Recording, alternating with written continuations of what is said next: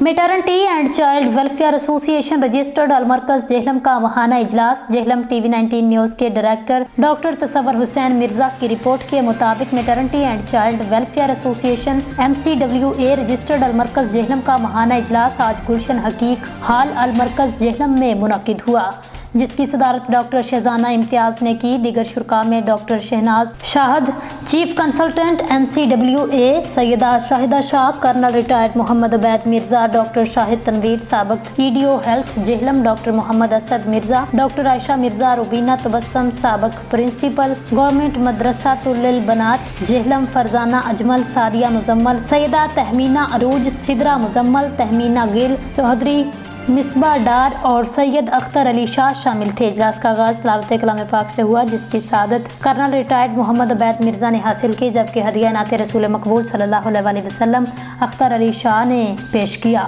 اس کے بعد تمام حاضرین نے مل کر قومی ترانہ پڑھا۔ قومی ترانے کے بعد تمام مرحومین بالخصوص ادارے کے مرحومین کی ارواح کے ایصال ثواب کے لیے فاتحہ خوانی اور تمام بیماروں کی صحت یابی کے لیے اجتماعی دعا مانگی گئی۔ جنرل سیکریٹری سیدہ شاہدہ شاہ نے پچھلے ماہ کے ماہانہ اجلاس کی کارروائی پڑھ کر سنانے کے ساتھ ساتھ ماہ دسمبر 2024 میں گورنمنٹ اسلامیہ گرلز ہائر سیکنڈری اسکول نیا محلہ جہلم میں ہونے والے پروگرام ماں اور بچے کی صحت کے حوالے سے آگاہی پروگرام، 25 دسمبر 2024 یوم قائد اعظم کے حوالے سے ہونے والے پروگرام اور ہر بدھ والے دن کو قرآن فہمی کلاس کی رپورٹ پیش کی۔ فنانس سیکریٹری کرنل ریٹائرڈ محمد عبید مرزا نے فنانس رپورٹ پیش کی۔ MCH سینٹر انچارج تہمینہ گل چودھری نے سینٹر کی رپورٹ پیش کرتے ہوئے بتایا، گزشتہ ماہ دسمبر 2024 میں کل 79 مریض خواتین اور بچے اس سینٹر سے مستفید ہوئے، جن میں 2 الٹرا ساؤنڈ کیس بھی شامل تھے۔ اس اجلاس میں باہمی مشاورت کے ساتھ سال رواں 2025 کے لیے صحت کے حوالے سے پورے سال کے پروگرام مرتب کرنے کے ساتھ ساتھ ہر ماہ ہونے والے